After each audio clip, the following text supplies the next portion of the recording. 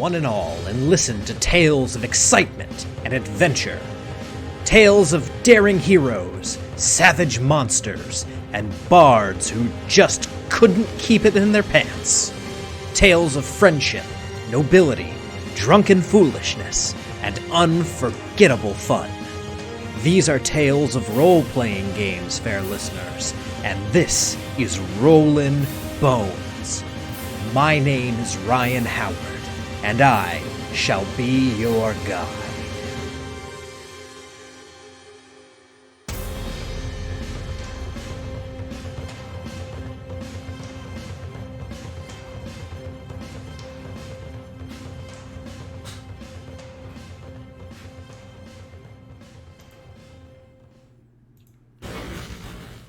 Good evening, Boneheads, and welcome to Rollin' Bones with Ryan Howard, your RPG treasure trove. I am your host and king of the Boneheads, Ryan Howard, and joining me this evening is someone whose content I very recently discovered, but he's someone that so many of you out there already know and love. One of the brightest guys doing some of the best videos on YouTube. Ladies and gentlemen, Professor Dungeon Master. Good evening, Ryan. Thanks for having me. It's a very flattering introduction. No problem at all. Thanks for coming on the show. Really looking forward to it. Awesome.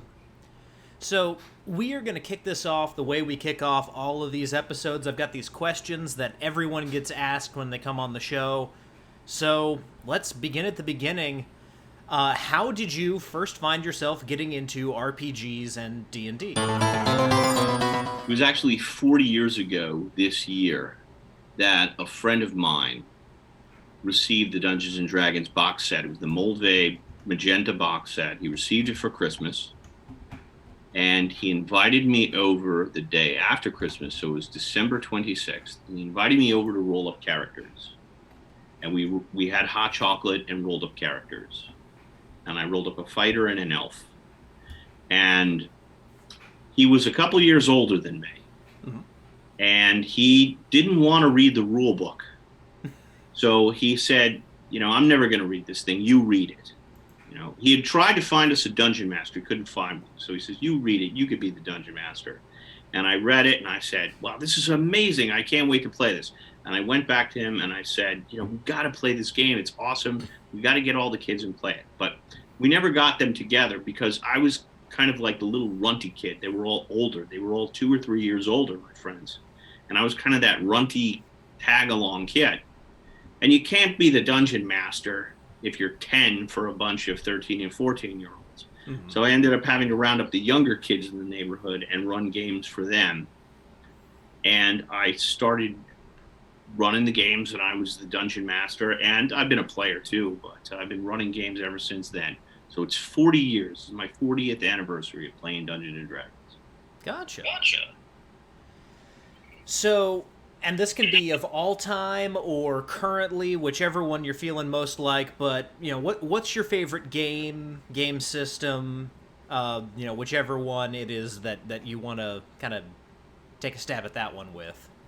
Dungeons & Dragons, and I make no distinction between 5e, 3e, First E, Dungeon Crawl Classics, Lamentations of the Flame Princess, 5e Hardcore Mode. It's all Dungeons & Dragons to me. If it's got armor class, hit points, strength, intelligence, dexterity, it is Dungeons & Dragons, and I think it's the most versatile and best RPG system ever. That's why it hasn't been surpassed. I love other games too, like I love Call of Cthulhu and Paranoia, tons of other games, but I always go back to Dungeons & Dragons. Yeah, and that lack of distinction, as you mentioned there, is something I notice a lot in your content. You have a very Jeet Kune Do approach to Dungeons & Dragons, which I really appreciate because I don't go for edition warring myself, because I haven't played all the editions, so I don't have an opinion on all of them. But I do like the idea of, take what's useful from each edition, and that's something that I really love in your content. Thank you. That is that's my objective. That's my thing. Gotcha. So, going back to those early days, I know you kind of got pushed behind the screen pretty quickly. But who was your first character or your first memorable character that you brought to the table?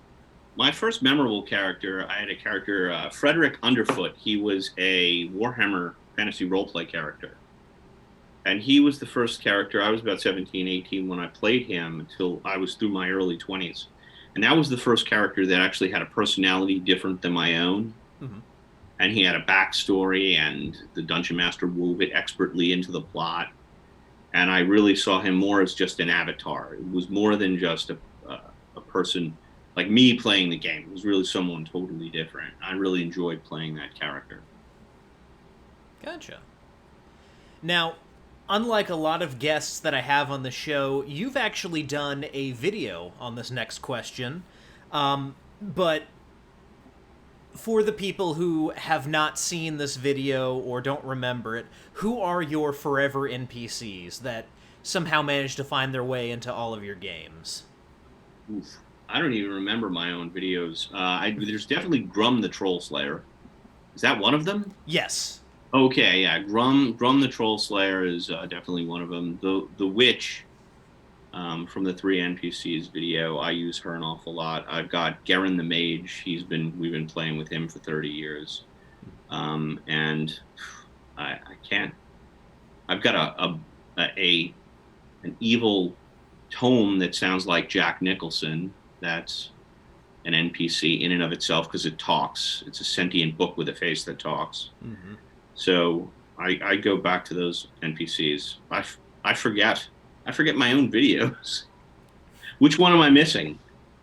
Those are the ones that I remembered: Garen the Mage, Yeah. Grum the Troll Slayer, and the Witch. Mm-hmm. Yeah, I've been portraying them in various, for 40 years. Well, 40 years, 30 years that campaign's been going. Gotcha. Now, this can be a somewhat difficult question to put into words for a lot of people, but if you had to describe your playstyle as a player as well as a GM, how would you describe that? Yeah, that is difficult to put into words. I would say as a game master, I try to be fast and cinematic, and not fast like I'm rushing the game. I want it to unfold like a natural conversation. I want combat to move along like a movie. Mm-hmm. I think in terms of structure of films, like action films generally begin with an action scene of some sort, even if you don't know what the hero is doing exactly. You don't know what kind of caper James Bond is involved in, but he's already in the action. I try to open games that way, and I try to think in terms of plot points like that, working to a climax. So I would say cinematic is my game master style. As a player, I'm very collaborative with the game master. I've learned to be very gentle with game masters. And when I was a teenager, I was that jerky rules lawyer. And since being a game master and for so many years, when I play in somebody's game, I am consciously attempting to help the game master. Mm-hmm. In whatever they want, like whatever genre you want, give me the character you want me to play. And if you give me a choice, I'll work it out with you so that we could keep your game moving and keep your game great. I try to be as collaborative as possible. Mm-hmm. Oh, Leo, thank you for the follow there, or I don't know if Leo is how you pronounce it. Anyway, thank you for the follow. But yeah, that speaks to kind of the two distinctions of game masters when they finally get the chance to play. There seems to be kind of two different ways that game masters go about it. One is the way that you just described, where you're very much trying to assist the game master in carrying forward the vision that they have for their setting, making a character that doesn't stretch the boundaries of the world. And then there's the game master who's like, this is my chance to go crazy and get revenge on the player who was trying to break my world. Now I'm gonna break his. That's not me. I try to collaborate. I'm definitely the first one. I want to help your game be the best game it can be. Yeah, I tend to go more your way, and that's because I have a type of character that I really like to play. The Geralt of Rivia, Obi-Wan Kenobi. Those are not the same person. I just realized. Aragorn. Those kinds of personalities. Kind of the older, seasoned warrior is where I typically like to go with my characters, and that usually fits with what the game master is cooking up. That's a pretty easy character to slot into different worlds. Mhm. So I tend to work well with my game masters when I get the chance. Yeah, that's an archetype for sure, right? That's in every adventuring party. I think that character. Now, this is another question that can be difficult to pin down, especially, I mean, like you said, you've been playing these games for 40 years.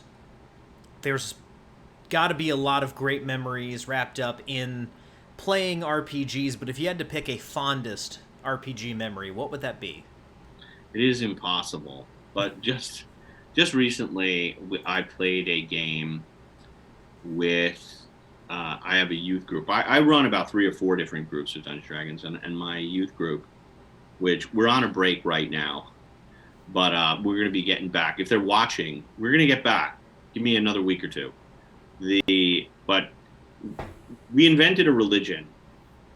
The god is Skycoast, and the clerics of Skycoast. I said to the player Cal, who's playing the cleric, I said, if you're going to be a cleric, we're going to create a religion, and this is what I need. I need to know one day of the week you will not adventure or cast spells because you got to keep one day holy. And the other thing, I got to know what every religion has. What will you not eat or drink? You know, something is forbidden. And he says, well, since it's Sky Coast, I'm going to say the birds. The birds are sacred. They live in the sky. And I said, great. What about chickens? And he said, chickens, no, we won't eat chickens either, even though they don't fly, they have wings. And so I created a splinter group of Skycosians that believe it's okay to eat chickens. And there are paladins like with chicken armor and chicken shields and will defend the chickens, and the other ones will fight against them. And they ended up with fighting this mad monk, at least from their point of view. He was insane. And they track him down, and he's under his monastery. He's got a laboratory where he's cross-breeding human chicken mutants.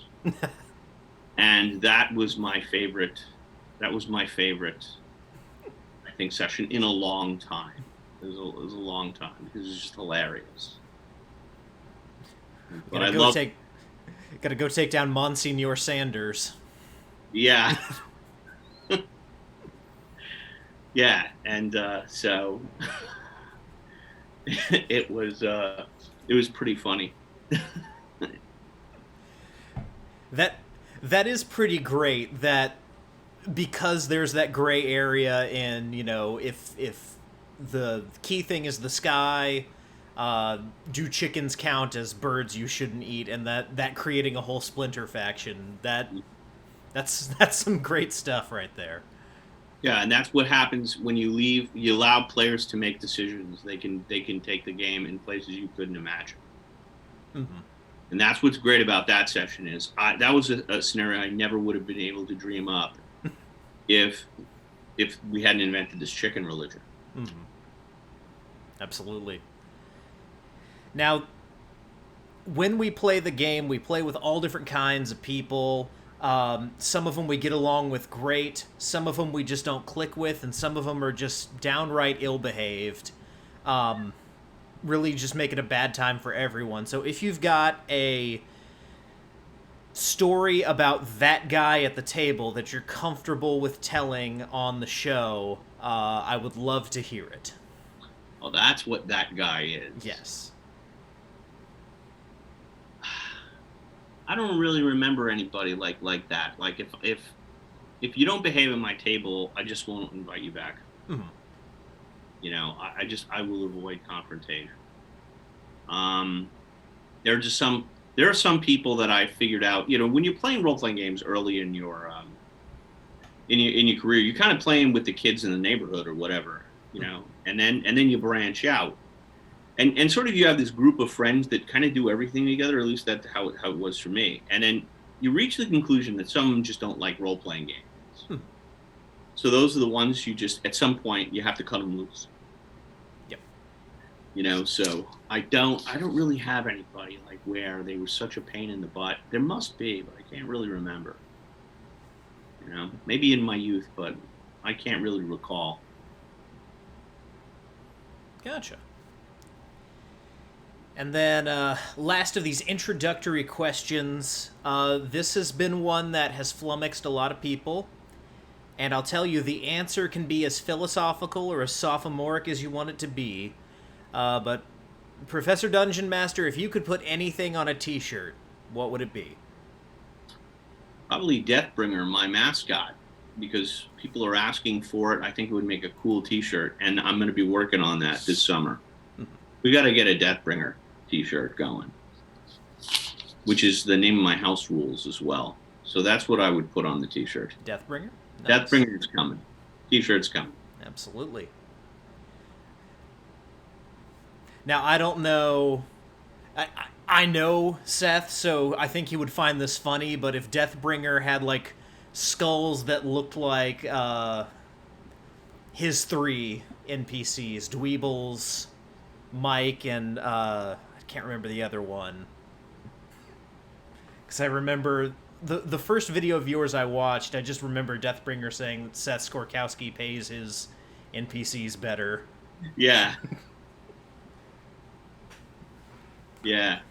Deathbringer frequently insults me and compares me to other YouTubers less favorably. Mm-hmm. But I love Seth's channel. He's great, and the skits he does are terrific. Mm-hmm. He's awesome. Yeah, those. I tried to ask him if those characters were based on anyone specific, to which he said they're amalgamations of different people at different times, even though one of them somewhat resembles someone that he played with in real life, but he insists it's not that person. Yeah. You don't want to insult anybody accidentally. It's true. But they definitely, he nails it in terms of everybody has played with a person like those. Yeah. He's very intuitive. Did a great job. Mm-hmm. So, into the main body of questions here, you mentioned in your history of getting into the hobby, you started when you were 10 years old, and it seems like everyone from kind of the early days, whether it's white box, first edition, even second edition, it seems like in those days people got into the game when they were 10, 11, 12 years old. These days I don't see so much of that. Like, I myself didn't get into D&D until college. Why do you think kids aren't picking up these books anymore?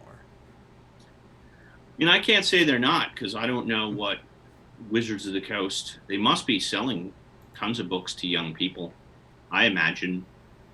I really don't know. I can't speak because my experience is just uniquely me. Mm-hmm. I think I was very young to pick up those books.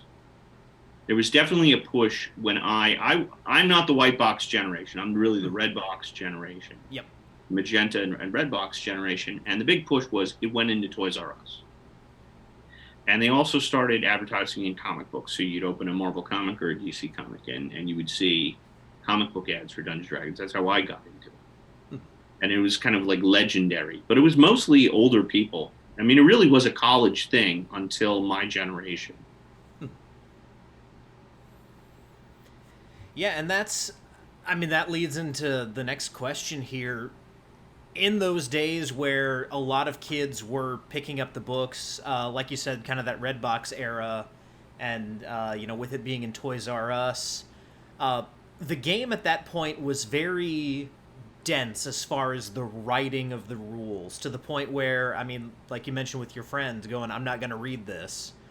And a lot of kids just kind of worked through it. In my opinion, based on the way 5e is written, it's kind of the perfect system to introduce a kid to role playing because it's not that hard to explain. What are your thoughts on this? Do you think 5e is a game that's easy to understand for younger people and easy for them to pick up and learn? Well, I think 5e is the best written version of the game in terms of its clarity Hmm. and the simplicity. If in terms of the basic set, yes. If you look at the player's handbook, I still think it's got a high level of vocabulary. You know, I don't know. I mean, I think in terms of the basic set, I think it's really well designed. I love the basic box set, with just the lean rules and only 5 character classes or whatever it has. But I don't know. I was looking at my Dungeon Master's Guide tonight to about social encounters because I'm working on a video now about social encounters, and it's pretty small print. It's definitely. I think it's compartmentalized though. It's very much like it's an engine with a car built on top of it. Hmm. And the engine is simple to understand, but there's a lot of stuff that you can add onto it with all the supplemental books, optional rules, Tasha's Cauldron, and stuff like that. I don't know if it's that easy. I can tell you, I play with young people, that are 12, 13, 14, 16, and they seem to be getting into it. Might be a marketing thing that gets them into it. They might be doing a good job of marketing the game. I really can't say. Because I'm not in that zone, and I have children, but like my son is a dungeon master, but he was dungeon mastering when he was 5 or 6. Hmm. So he was raised, like he was forged at Gen Con. Like I had him in a pouch, as a baby. He's like looking around, just like the first things he did was grab dice and roll them. So, but I think that it's a simple, it's an elegant system. It's an elegant system, but the books I don't think are simple. They're kind of complex. It's a lot of stuff to read for a kid. Hmm. Yeah, that makes sense. Now you mentioned that White Box very early on. D&D was largely started by and run for college kids. If you watch Secrets of Blackmore, kind of the early DNA of role playing comes out of college kids playing war games. Do you think RPGs have strayed from those roots a little too much? Do you think they're still kind of very much there? What's your take on where RPGs in general or D&D specifically are now versus kind of where they were then? And then as a kind of a second part to that question, do you think it's better for kind of where it's ended up at this point? So, well, I wasn't in college in the 70s, but from what I'm given to understand about history and reading, playing at the World, and so on, and John Eric Holmes, who wrote the first mass-produced version, the Blue Box, and he also wrote a book about playing Dungeons and Dragons. I think that what was happening at college campuses at the time in the 60s and 70s, a lot of Lord of the Rings and gaming, and it just Dungeons and Dragons combined these two, and that made an explosion. Like that was just like plutonium. It was like an atomic explosion, and it was just fertile ground. I mean, like these were students that were reading sci-fi and fantasy novels, and they're reading their Tolkien, and then all of a sudden they have this engine that they can use to express their ideas and sort of make their own stories. I think that's what happened. And I think that it probably is still widely played on college campuses. So that kind of continues. I think that most people who play role playing games, it seems to me, you get a lot of role playing done when you're a teenager and when you're in college. And then a lot of people leave the hobby and come back. As you move out of it, as you graduate, you're worried about a career, marriage, children. And then after a while, you come to your senses and you realize, no, role playing games is what it was all about.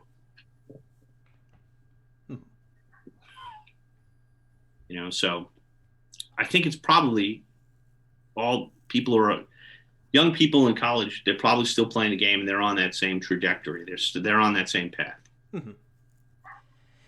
Yeah, I mean that makes sense kind of based on my story because I mean like I said I started in college playing with other college students and the thing about being a teenager and being in college, you don't really have anywhere to go. Everyone's kind of there for at least a few years, so your group's not gonna fly apart, and most everyone has free time.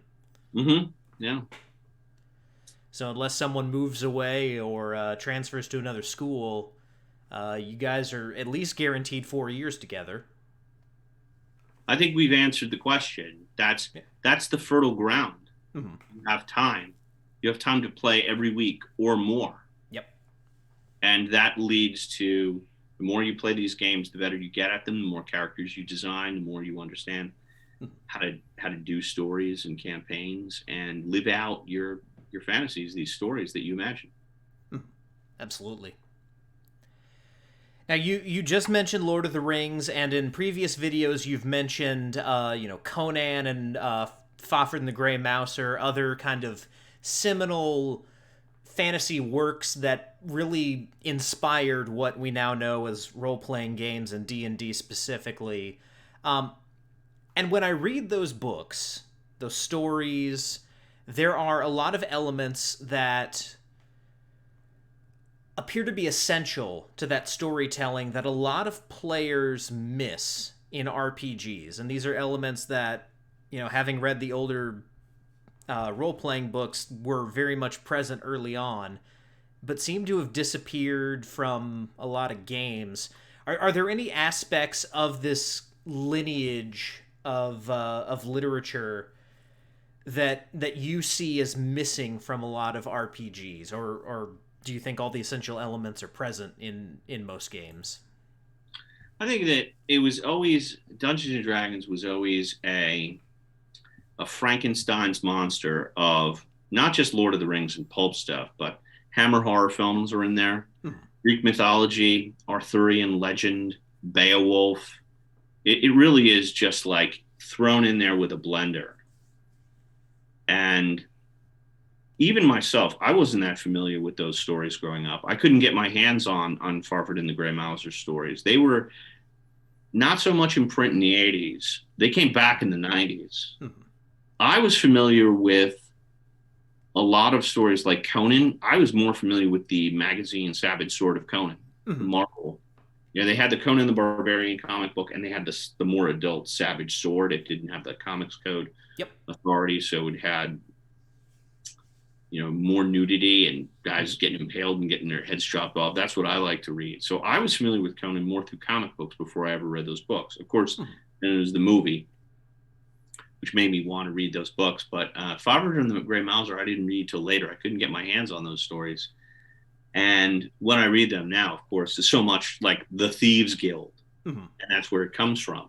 And I think as we move away from it, people forget it moves away from a literary tradition. Like the people that invented Dungeons and Dragons, like the Dave Arnesons and Gary Gygax, these were people who were really, really well read. Their culture, their background was Greek mythology that they had read and Arthurian legends that they had read and the pulp stuff. And I think now it's sort of been assumed kind of into the matrix. And people who are playing Dungeons and Dragons, not all of them have read that stuff. And Cleric, it's really interesting to think that Cleric there was no such thing as a cleric before the early 1970s when Dave Arneson invented it. Didn't exist before that. There is no archetype in world literature of a cleric. Doesn't exist. And now everybody kind of knows what a cleric is. Like, even if you never played Dungeons and Dragons, cleric, they heal, people in whatever video game you're playing. Mm-hmm. So it's sort of been incorporated into the Matrix, and now we've got a lineage of video games and a lot of superhero movies, and that's people's point of reference. And I think that people should go back and read certain Farford and the Grey Mouser stories because they're so fun and hilarious.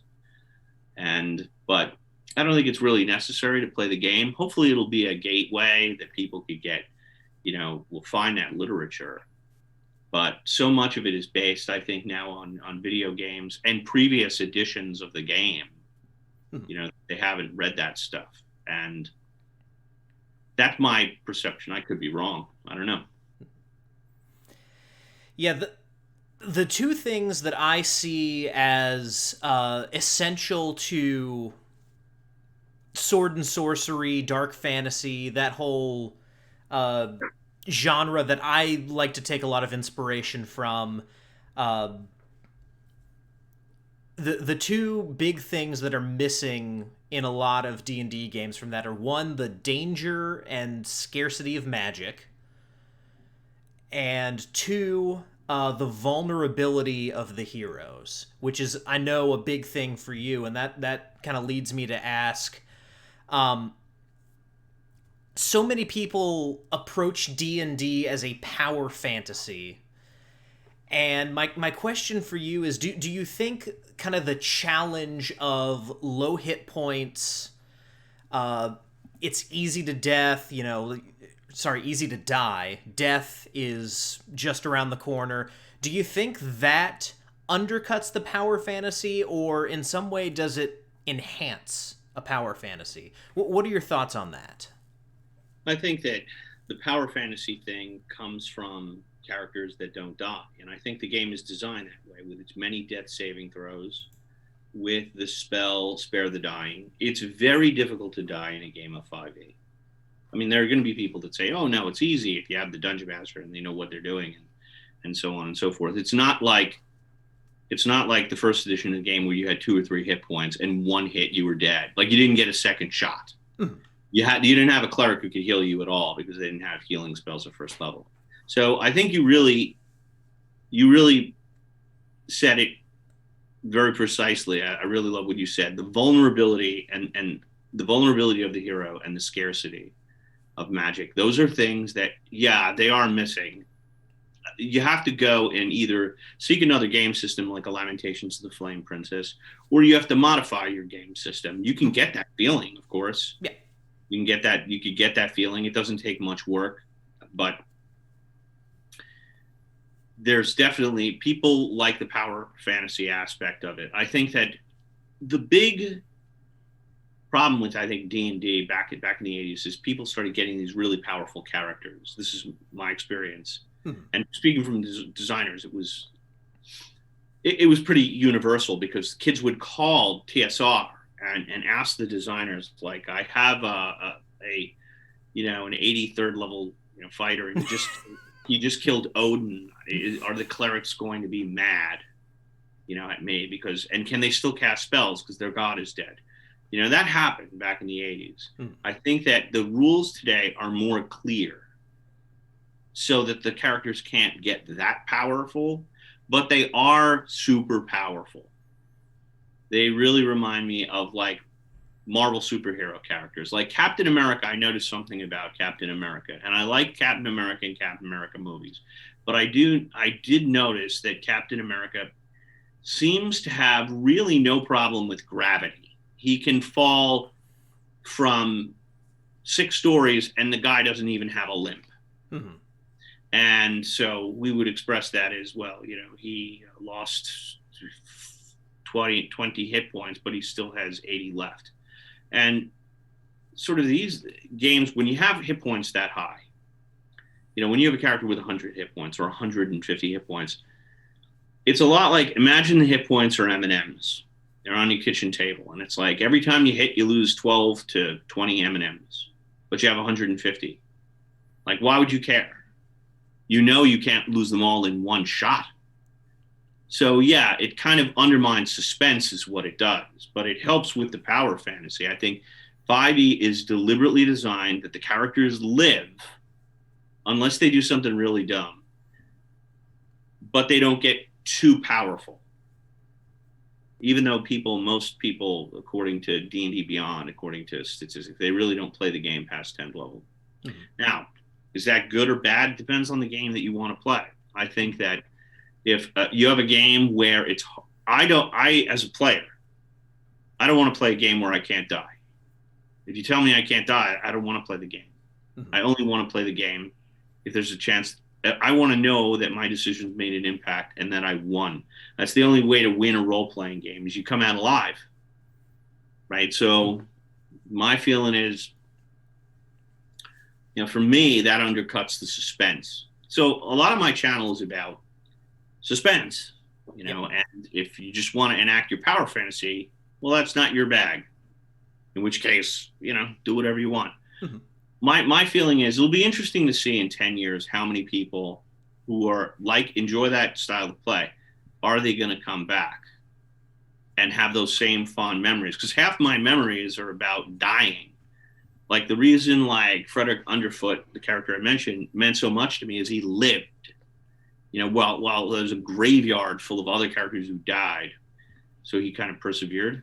Mm-hmm. So if I hadn't had those characters die, that one wouldn't mean so much to me. So it'll be interesting to see what happens if players, if their memories are as, I think it's the memory, the nostalgia that makes you want to come back to the game. Mm-hmm. And I think with gambling too, if you can't lose, if you always won, it wouldn't be any fun. Yeah. That was a long, rambling answer. I don't know if I answered the question. I think you did, and you mentioned something that I have been thinking about a little bit myself. A lot of people conceive of their characters now as, superheroes like Captain America, Thor, Superman, and they end up being kind of that level of power, and I think a lot of people forget just how interesting it can be to have a more grounded, lower hit point character, because they associate that with being weak. And I kind of want to reframe that a little bit for anyone who's watching or listening to this. Instead of thinking of your fighter with 10 hit points in like let's say you're playing Swords and Wizardry, and you have a low-level fighter who's got 10 hit points, which is high for a low-level fighter in Swords and Wizardry. But instead of thinking about him as little more than a peasant with a sword, I want you to think about him as someone like Indiana Jones or John McClane, who I feel like are two examples of low hit point heroes in fiction. Especially John McClane, because all throughout the first Die Hard movie, you see him engage and run away when he's about to be overwhelmed, hurt himself, and by the end of the movie, you're basically looking at the guy on his last hit point trying to roll a 20, and he rolls a 20. So, do you think it's helpful for players to kind of reframe in their minds, I'm not a peasant with a sword, I'm someone like Indiana Jones or John McClane, I've got, I'm a regular person, I can do some cool stuff, but, I've got this much fuse before it all goes away? I think that makes it for a more suspenseful game, and then some players have to move to a different system to get that feeling. Mm-hmm. Like I moved to Warhammer, my players, my friends, we moved to Warhammer. I moved as a player first, and then I started game mastering it. But the tagline on that, it was a grim and dark world a grim world of perilous adventure. Mm-hmm. Now I've done reviews of it. I've read every edition of that game. I can tell you that mechanically, it's not any more dangerous than D&D Basic Edition. If you just rolled up the character without re-rolling anything and taking your honest, your hit points, you roll a 1, you take a 1. But it felt different because there's a mind shift. There's a mind shift. This is a different game. This is a different tone. The tone of the game was different. The artwork was different, so it felt grimmer and darker, and it felt more grounded. And you had occupations like a carpenter. My guy is a carpenter. He's a fisherman. You know, these are people that are not heroes to begin with. They're working class people, and they work their way up and become heroes. But you could do that in Dungeons and Dragons. It depends on the game master. You know, it's up to the game master to do. That's the way I like it. I like the player characters ideally to crawl out of that dungeon with a couple of hit points, having honestly won and defeating the monster or the opponent. Those are the best games. But there is that's the way I prefer to play. You know, but of course, you know, everyone's to each their own. Yeah, and again, you don't do this, and I try not to do this, but just to reiterate to anyone unfamiliar with me, I don't want to tell anyone how to run their game. So if you know, I know people who love to power game, and they love to have, you know, super optimized builds and stuff like that, and if that's how you have your fun, great. I've played a lot that way. I'm kind of burnt on it, and that's why I'm exploring, you know, stuff like old school essentials, swords and wizardry, and that's why I've been enjoying your videos so much, talking about ways to make the game more suspenseful and ways to streamline things, ways to, you know, make combat more fast and more dangerous. So that's my headspace on all of this. I think everybody's got to go through that. Yeah. Most players go through that. You know, where they have those really powerful characters, and then you realize something's missing in this, and then you want to scale it back. You want to scale it back and get more grounded. And again, sometimes it takes moving to a different system to get that feel, and then you can go back, and with Dungeons & Dragons, you can just make it like whatever you want. But I think a lot of players, you know, do that. I optimized back in the, you know, in the 80s. I read the rules to try to make my character, you know, be when Unearthed Arcana, the first edition came out, I remember we all wanted to be the archer, you know, you could be a bow specialist. That's what it was. And bow specialist rules were ridiculously imbalanced. You know, the bow specialist could do was unbelievably powerful. And so I did the same thing. But then eventually you come around and you start thinking, in terms of drama, you know, what elements do you need? And one of them is suspense. And hit points are a suspense mechanism, right? They're a timing mechanism. It's how long you can last. And then how long's the game going to be? And then, but it's also a suspense mechanism. As the hit points drop, the game's suspense gets higher. You know, so if you don't lose hit points, the game will be boring. But you sort of have to go through it. I think that's part of the growth. I'm starting to imagine a video, the stages of role playing, and that is one of them. That is the sort of the optimization stage. That's definitely a stage. Yeah, I actually talked about this a few months back with our mutual friend Hankerin Furnell, and the conclusion that we came to is really the best way to begin your role-playing journey is to pursue both extremes of high-powered, high fantasy, high magic, and then low-power, low fantasy, you know, limited hit points, that kind of thing. And once you have the experience of here's how super powerful you can be in role-playing, and here's how, you know, far down in the ditch you can be in role-playing games, once you have those limits, then you can find in between where kind of your tastes will eventually take you based on your experiences with those types of games. That's a great point. He's full of good stuff like that. He has a very intuitive understanding of what makes games fun, like no one I've ever met. Absolutely. And that's, I mean, I talked about ICRPG and 5e hardcore mode last week, and that's really kind of the major takeaway of ICRPG is just, you know, more of what's fun and less of what slows the game down. Exactly. Yeah, exactly. Now, speaking of more of what's fun and less of what slows the game down, you've talked about in previous videos how you don't like fighters taking multiple attacks per round because it slows the game down. And I definitely see, the game slow as you're figuring out if each attack hits and then damage for them. But in my experience, what really slows the game down is spellcasters trying to pick their spell, litigate the rules to make sure they can do what it is they want to do with that spell and not hurt who they don't want to hurt who they do want to hurt. And then saving throws, damage. It's an exhausting process. What are your tips for speeding up the spellcaster's turn? Well, I gotta say that you've persuaded me. I agree with you. I really thought about that, and spellcasters do take a long time. They do take more time than the fighters do. Here's my tips for spell.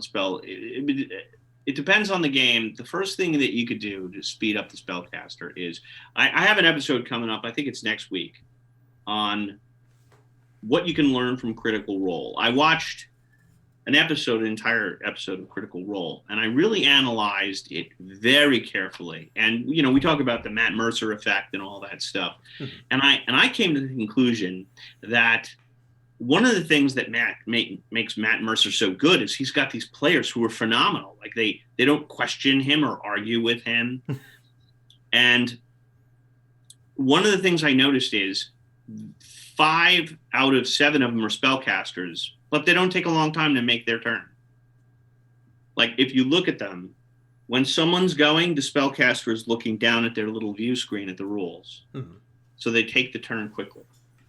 That's the way you got to play a spellcaster. I think a game master's got to have a discussion with the player and say, look, if you're going to be a spellcaster, you got to take your turn quickly. You got to know what you want to take. When you're up at bat, we got to do this quickly. It's probably some out of game discussion is probably needed there, because it can get, especially if you're summoning something, you're summoning little pixies or fairies that they themselves can cast spells. Yeah. Right. Now you've got a whole chain of spells going on. I think that the spellcasters they owe it to the group to take their turns quickly. And I think one of the reasons that I think 5e games, not all of them, but some of them are slow, is because everyone's a spellcaster now. You got 13 classes, 11 of them cast spells. And if you have that person slowing things down, it can get slow. And I think you got to just have the discussion with the players. Another thing, to get players casting their spells quickly. I mean, this is a serious rules alteration. I've always felt that the spell description should be in the players, not in the player's handbook. It should be in the Dungeon Master's Guide. Mm-hmm. The players get a list of spells and a one-line description of what it does, like Fireball, blows stuff up. And the only way you can find out the parameters of the spell is once you use it. Everything would be trial and error, or you have to, whoever taught it to you, your master, or your wizard that you're apprenticed to will explain, well, this can blow up a room. So the wizard never really knows exactly what a magic missile or a shield spell can do. They know the basic outline. And that way it would reduce all the arguments and speed everything up, because you never, the game master would just say, well, just roll this many dice. And that would probably speed it up too. But that's kind of like sacrilege. That's kind of heresy. I actually love that. That's fantastic. The idea of having only the dungeon master actually knows the parameters, because one, like you said, not every wizard or sorcerers especially, since they in 5e lore are basically born with like the ability to cast spells. They're not super academic about how they're casting spells. Not everyone who can cast a fireball is going to know, oh, it has this radius, so I have to cast it just so to make sure that I don't hurt my allies. Most of the wizards are just going to be like, fireball over there. And it's interesting if only the GM knows the radius, because then he can say, all right, you're going to roll, your 8d6, and that guy, and then you over there, player, you also have to make a save. And the wizard's just like, oh crap. That's the Yeah, thief. right now, right now, people are like, "That's nuts." Mm-hmm. But that's the kind of nutty stuff I think of. Absolutely. But no, that's great. You couldn't incorporate it in 5e, unfortunately, because the spell descriptions are already there, unless you took someone's book away. Hmm. That might be interesting. Well, I hope if there's a sixth edition, they put it in the Dungeon Master's Guide where it belongs, and they leave it to be everyone can be surprised. Now, one of the other mechanics that you introduced, uh, well, I don't remember how recently this was, but mass combat. I think it was a few months ago. You talked about mass combat. And the problem I've always had with mass combat mechanics is it turns into, while we're playing D&D, we're also going to play kind of a bastardized version of Warhammer Fantasy. Yep, exactly. Yep. And what I like about your mass combat rules is you basically said whatever goes on outside of what the players are doing is just narrative fluff. So, roll some d20s, add a d20 for any advantage that one side has, and then, highest versus highest. That's the outcome of that particular section of the battle. And I also like the survival role mechanic for the players as well. One addition to that I kind of wanted to run by you, because when I've done mass combat as a player, one of the cool things was, finding out how many kind of minions I slaughtered in a round. So do you think if a player succeeds to a certain degree in their survival roll, they should be able to roll like a d10 or a d12 or something like that to see how many minions they took out in a round? Is that too much, or do you think that adds something to the experience of role-playing in a battle? I think it's a great idea. Just roll your character's normal damage, and whatever you score, that's how many minions you killed. Yeah. And that's I'm glad you enjoyed those rules. They were created by a lot of trial and error. I had to run a lot of bad, boring games to reach the conclusion Mm-hmm. that what you just said exactly, that it ends up like playing Warhammer and D&D at the same time. Mm-hmm. When I created that system, I did mass battles. I had the idea that, like, all right, well, you'll control, it's your character, and you can control like 10 other miniatures. You're the leader of this little unit or squad. And one of the things I discovered is, for most players, they don't give a crap. They don't care about the people that they're in charge of. And they only care about their character. Mm-hmm. And when you're playing a war game, like you're playing a skirmish game, like Kingdom Death or Malifaux or Warhammer, yeah, you end up caring about those models. They seem, these stories develop and you end up kind of caring about them. It doesn't happen with D&D. It's very strange, and I didn't understand why that was. So I'm glad you enjoyed it, and I love your rule. I think it's great. Yeah, and I mean that kind of speaks to, again, the Jeet Kune Do approach of pulling things you like from certain editions.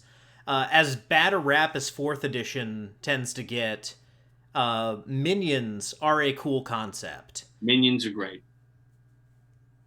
Minions terrific. That's a great rule, no doubt. Because you see it in Lord of the Rings, you definitely see it when you read a Conan story. Player characters, or protagonists in fantasy stories often end up killing lots of peons, minions. Again, the law of conservation of ninjutsu, or the inverse theory of ninjas, where the more ninjas you have, the less powerful each individual ninja is. Yeah. Stuff like that is very much present in a lot of the media that we consume that inspires us to play these games. So having a system for, your guy goes into the orc den and kills 15 orcs by himself. That's something a lot of players want, even if they don't want to deal with, having 15 individually statted out orcs and your DM's just like, oh, kill me now. Minions are a great solution for that. Yep. Now, we talk a lot about old school stuff. We've talked a little bit about it here. I talk a lot about it on the show, and you, even though you have kind of the approach of pulling from everything, you do tend to get lumped in with kind of the old school or OSR group. And one thing that I find interesting about people who are kind of adherents to the old school ways, there's good stuff to be found there, but there's a lot of clunkiness that a lot of old school fans tend to cling to just because they came up playing that way. THAC0 and descending armor class and stuff like that. THAC0, yeah. That's the biggest example I can think of. Where do you think the line is between, bringing in what's good about old school gaming and bringing in clunkiness just because it's part and parcel of the good stuff? Like, where do you think lines can be drawn there? It's just like THAC0. Why? Like, why do, and, the thief skills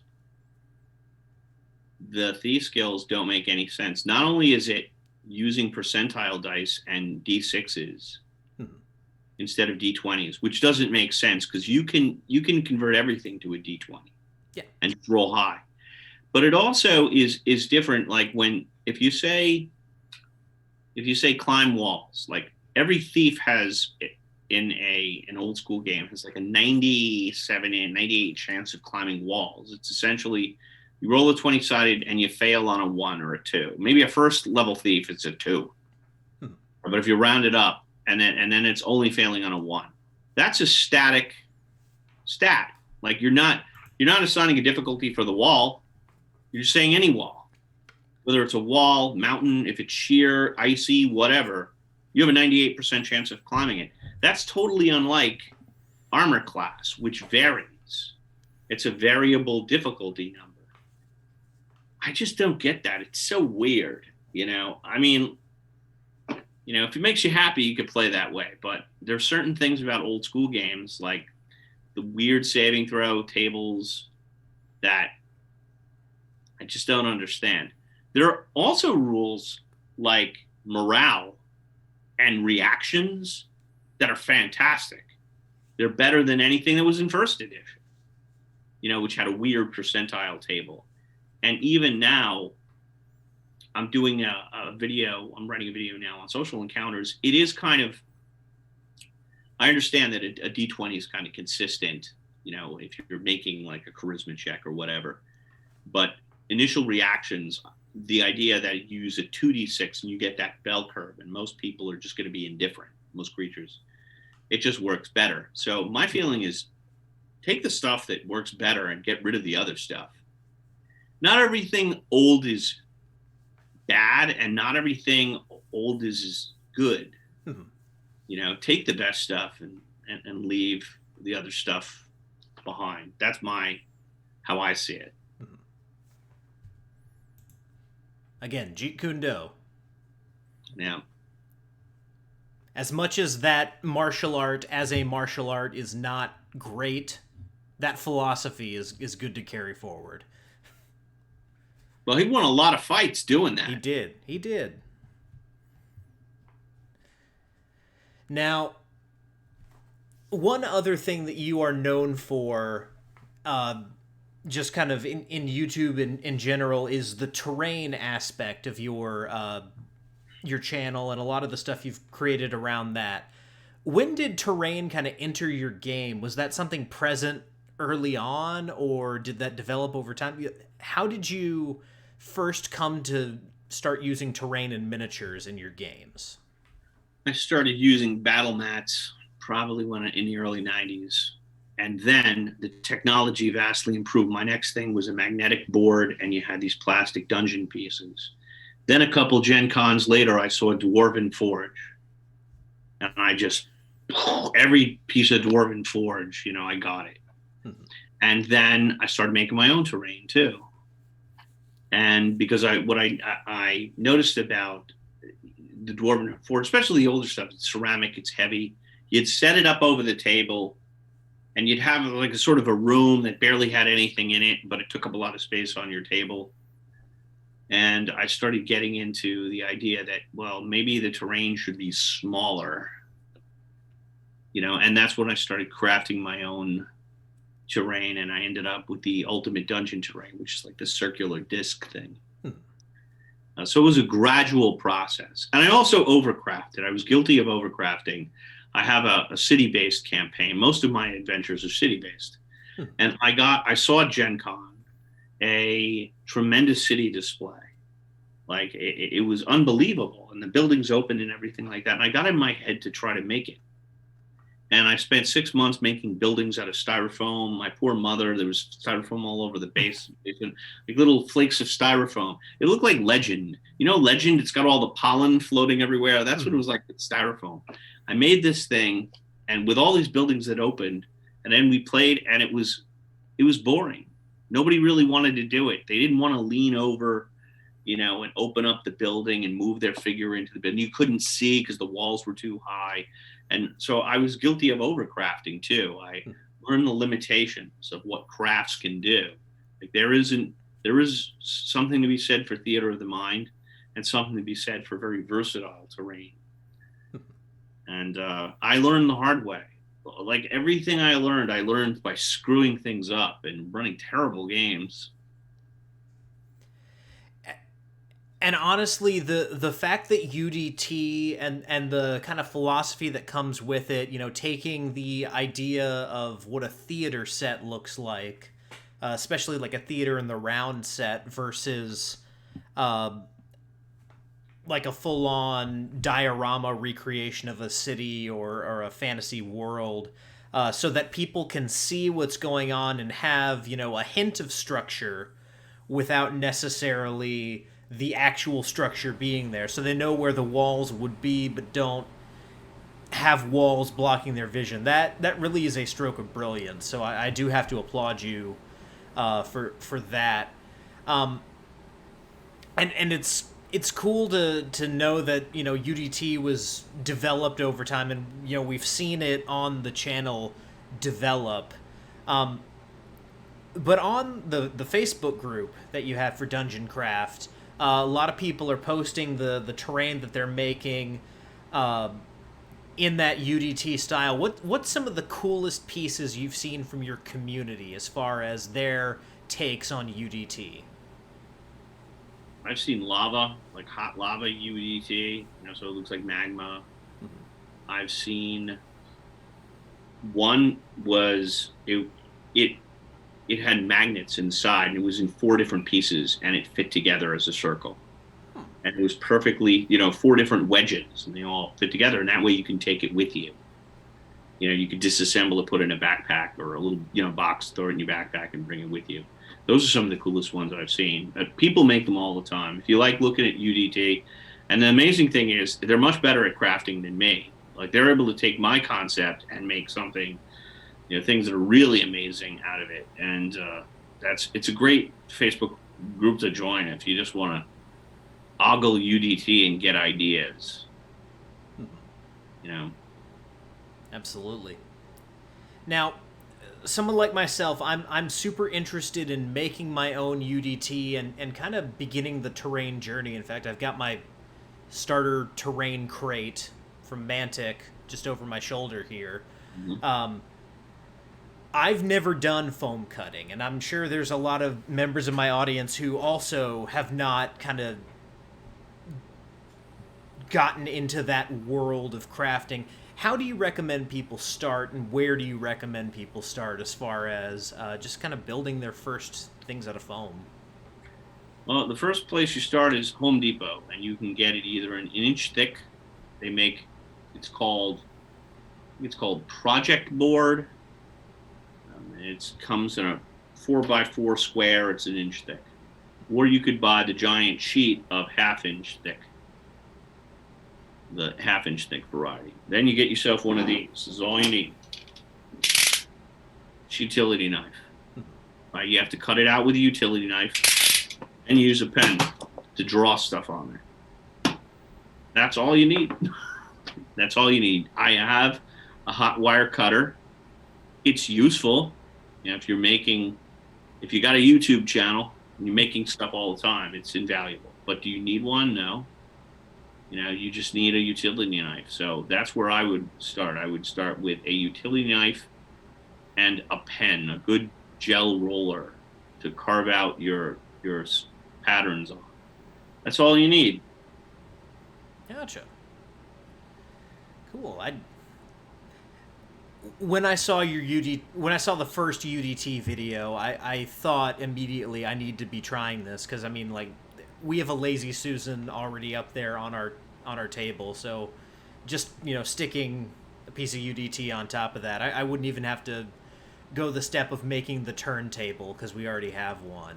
It really is a perfect solution for having a versatile piece that can be used in multiple different ways, and so I love that particular innovation, and I have to applaud you for that, because it's fantastic. Thanks. When I shuffle off this mortal coil, that will be my legacy. I've already told my children. It's cool to go to conventions and see it spinning around. You know, it is neat. It is neat that the idea just struck me one day, and I was lucky enough to make that. Yeah.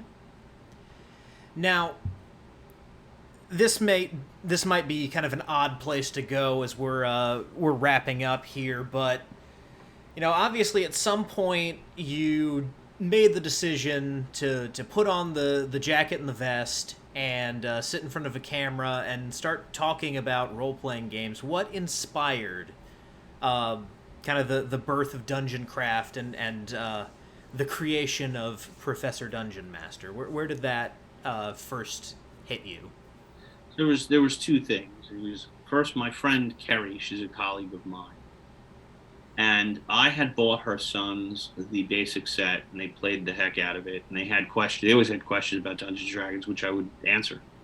And she said, "Boy, you know a lot about Dungeons and Dragons. You should have a YouTube channel." And then I said, "Well, I don't know anything about YouTube." And she says, "Well, you've seen, you know, YouTube channels about Dungeons and Dragons." I said, "I guess a couple of them." She said, "You should have one." I said, "But I don't know anything about cameras or filming or being on YouTube." She says, "No, it's easy. You just use your iPhone." And I went, "Oh, it's easy." And because I didn't know any better, she assigned me some work. She assigned me some homework. She says, "At least go over the weekend and watch some YouTube channel. Watch as much D&D channels as you can, and come back and tell me if you can't do that." And I watched a few of them, you know, and I came back. I remember watching Drunkards and Dragons, among other things. And then I said to her, she said, "What did you find out?" I said, "Well, there's one guy talking about Dungeons and Dragons, and he's drunk. You know, I should be able to talk about it. I'm sober, you know, like, and I could do it." And then so, not realizing that Hanker Infernal is more eloquent when he's inebriated than I am when I'm sober. It takes me many takes. He's great at extemporaneously going for a long time, and I really need a script. But I plunged headlong into it, and it was, I didn't know what I was doing. And she told me again, you know, "Oh, it's easy. You just use an iPhone." And then within one day, I remember filming the intro, the old intro, which was way too long. It was like 17 seconds. My iPhone stopped working, and I took it to the Apple store. I said, this won't work anymore. I'm trying to be a YouTuber. It won't work." And they said, You can't be a YouTuber with that. You got no more memory. You need a camera. And I said, oh. So I went out and bought a video camera. Then so I started with the camera, and then I had to import it onto my MacBook, and the MacBook started slowing. So I go and bring it to the Apple store. I said, this is slowing. I'm trying to be a YouTuber. And they said, of course it's slowing. Video takes up a lot of memory. You need an external hard drive. And I said, oh. And I got an external hard drive, and that led to another MacBook. And then because that crashed, and then I couldn't recover the data, and I had to film all the videos again. And pretty soon I was $5 or $6 grand into it, and I just couldn't get out. And I had to persevere because I had sunk all that money in. At least I wanted to get my money back, So it was just completely out of ignorance. And Carrie is just one of those people that's so charismatic. She made me believe in myself, And so, and then I did it. The other thing that made me get started in it is, my wife really wanted to go and take a vacation somewhere other than Gen Con, which I don't understand, but apparently other people want to go to like Disney World or whatnot. She's said, can't we take a vacation somewhere else? Now we have limited funds because I'm an educator. And I started thinking, well, if I had this YouTube channel and it made money, let's assume it makes enough to go to Gen Con, just pay for it. Then can I go every year? She said, yes. So I started redoubling my effort. So that was the other incentive, to just get enough money to go to Gen Con. And I remember seeing the Dice Tower at Gen Con. I remember seeing, and they had like a giant pretzel jar from like Costco. How it's like a barrel. It's like a plastic barrel. Yep. And it was people just shoving $20 bills in there, including me, because I love Dice Tower. So, and I was like, there was a jar of cash, and I was like, well, that's got to be enough. I mean, to they're in Florida or whatever. This has got to be pretty lucrative if you got a YouTube channel, So that was my incentive, to get enough money to go to Gen Con so that I would never have to not go to Gen Con. And ironically, by the time I made any money, there is no Gen Con. It's like the Twilight Zone with that guy that stepped on his glasses. He liked to read all the time, and then the whole world ended. And he finally had enough time to read the books, but he stepped on his glasses. It's like that, So one day I'll get back there. But if it weren't for my wife and and Kerry, there would be no Dungeon Craft. I have no skills, no technical skills, no editing skills, no audios. No, I am a complete technophobe. I only recently got bank cards, so. For me to do it is, it amazes my friends, because I can't turn on a television. I literally need my kids' help to turn on the TV. So that's the most surprising thing that that any of my friends or my family would say about me, is that I can't believe this guy has a YouTube channel. He doesn't know what he's doing. Yeah, I will tell you from experience that I nearly bricked a laptop from doing podcasts. So I have a whole 1 terabyte HDD dedicated just to storing videos now. Yep. That is for anyone out there aspiring to make any kind of content, external hard drive, a second hard drive, something to put the audio files and the video on, definitely, that's worth the investment. That and a quality camera and a microphone are worth the investment. Yep. I got to thank my patrons, because they've upped the quality. They got me my new computer and my camera, and wouldn't have been able to do without them. Absolutely. And speaking of your patrons and your community, what have been some of the good things that you've experienced and noticed as your channel and your community have grown? What have been kind of the positive experiences of building this audience? What's that been like for you? It's really nice to see on the Facebook group parents playing games with their children and building things with their children. That's the most rewarding to me. It really is heartwarming to see, children making Ultimate Dungeon terrain with their dads and moms, and just having fun with games. Games to me, it's always been the happiest thing that I can imagine. Like I when I go to sleep and I want to have good dreams, I imagine I'm at Gen Con and I smell the new carpet smell, and I'm playing games all night. Like that's and to pass that on to see families enjoying it. That's really very rewarding to me. Rewarding the personal things is getting in touch with people like Hank Furnell and Seth Skorkowski and playing. I played a game with DM Scotty, and I wrote a module DM Scotty with McDeath. I wrote McDeath with DM Scotty and DMG from DMG Info, and to know these guys that I watched on YouTube and to know them and be friends with them. I just got invited to be on Nerdarchy, and like these are opportunities that never would have happened if I didn't have a YouTube channel. Mm-hmm. And it's really cool because you look at people and you see them because they're the YouTubers you like to watch, and then you become friends with them. That's super cool, and it's really neat. Mm-hmm. Absolutely. Yep, and as we're wrapping up here, we do have some messages for you here in chat just to read out some people who have contributed to the conversation here a little bit. First of all, the Murder Hobo Show wants to know which vest of protection you're wearing tonight.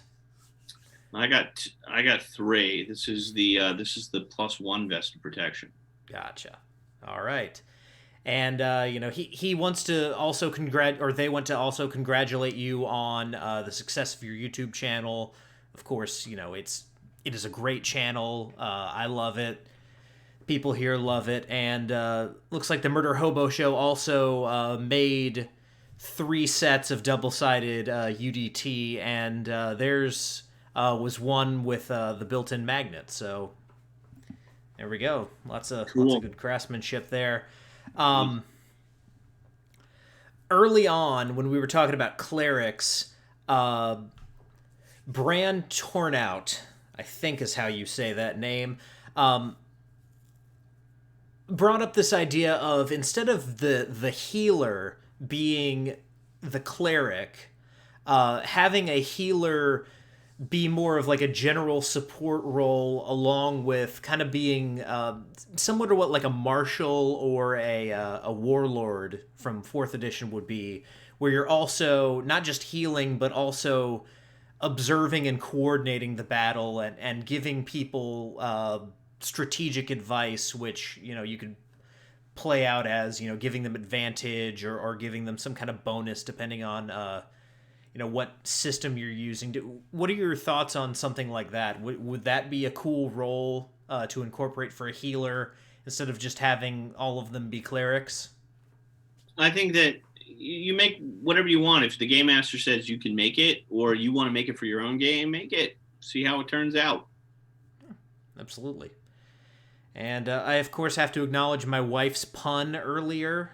We kind of breezed past this one, so Elfie, I'm sorry about that, but in our conversation about wizards taking too much, or spellcasters taking too much time for their turns, Elfie says they have to sit and think for a spell. That's a good one. Absolutely. And then last but not least, Dragori Games wants you to check your inbox. I don't know which inbox they want you to check, but apparently they have a message for you. Either email or Facebook, I'm not sure. Probably Facebook. Yeah, I feel terrible because my inbox, you got in touch with me, Ryan, but I'm terrible with doing that. Like with getting, I just went into the inbox and I said, someone had a question from October and I had to apologize to them. I said, you must think I'm a total jerk for ignoring you this long, but I honestly don't know how to search through an inbox. So I'll look. I'll do my best. Gotcha. And then Murder Hobo Show has one last question for you. Are you planning on writing any more adventures?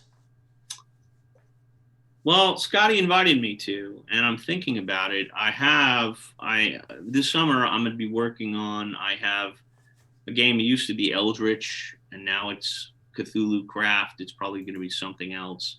It's a simplified version of Call of Cthulhu without the way you make up a character in 2 minutes.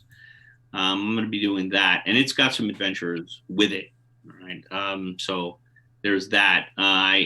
This, right now we've got Macbeth out, which is my collaboration with Quest Givers, and I'm looking carefully to see how much it sells. Really, and that's always the thing because I only have so much time, so I'm always thinking, okay, if I write something and spend a week writing something, how does that compare to me making, say, 2 videos in that time? Which would, so, but I will write something more in the future. I just don't know if it's going to be this year, but definitely get Macbeth now. It's awesome. It's complete. It's a great 2.5 to 3 hours of just battle and mayhem and also cool role playing as well. Mm-hmm. Awesome. Well, Professor Dungeon Master, thank you so much for coming on the show. It's been great having you on and talking a little bit about some of this stuff. I've definitely been enjoying your videos, and I'm looking forward to the ones that you've mentioned, especially talking about social encounters, because I have a lot of thoughts on those that I will someday talk about on this show.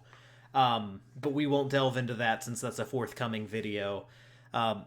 So, guys, thank you for tuning in and participating in the conversation as well. Next week, I am finally going to do a timely review because, as those of you who are big into 5e know, this Tuesday, Van Richten's Guide to Ravenloft comes out. I will be getting a copy on Tuesday. We'll be reviewing it next Monday. So finally, I get a timely review of a 5e product out. Hopefully you guys will join me, and hopefully it'll be a positive experience, because I don't like to be super negative on the show. So hopefully Van Richten's Guide is good. I know Banana Chan contributed to it, so it should, at least her part should be good. I say that so she'll keep coming on the show. But no, guys, thank you so much for tuning in. We'll do some painting videos sometime soon. Things are a little crazy right now because I'm in between 2 big trips, but we'll get back to doing that soon. And I just got a product from Planet X Games, so that'll be coming up soon as well. But in the meantime, whether you rolled a 1 or a 20, I am so glad you rolled your bones with me, Ryan Howard, and I'll see you guys next time.